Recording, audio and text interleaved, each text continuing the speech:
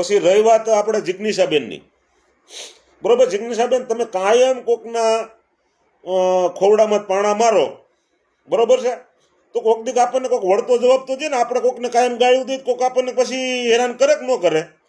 એટલે તમે કાયમ કોકને હેરાન કરો છો ને કાયમ ઉઠી અને તમારે આપવાળાની જ નક્કી કરવાનું છે. કાયમ ઉઠીને ક્યાં કણે બાંધવું, ક્યાં ગામમાં જઈને કોઈને પાણા મારવા, ક્યાં ગામમાં જઈને કોને હેરાન કરવા, બરોબર છે? એટલે જિજ્ઞાસાબેન, મારે તમને કહેવાનું, તમે ભ્રષ્ટાચારની બહુ વાતો કરો છો ને, તમારા ભાઈને એક ખાલી છે ને એકવાર ભ્રષ્ટાચાર ખુલ્લો કરો.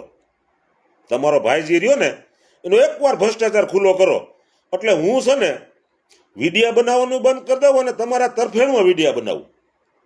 આપવાળાની તરફેણમાં વિડીયા બનાવું. કેની તરફેણમાં? આપવાળાની. કારણ કે તમારા ભાઈના તમે ભ્રષ્ટાચારી કેવડો છે ને એનું તમે ખાલી નામ લ્યો. અને રહી વાત કે તમે એમ કહેશો કે સમાજ અમારી આગળ ભેગો નથી આવતો ને સમાજને આમ કરો ને સમાજને તમે ગોંડલવાળા 3-4 નીકળી પડ્યા છો સમાજને બદનામ કરવા. ભાઈ, તમારા સારું સમાજ પેદા થયો છે?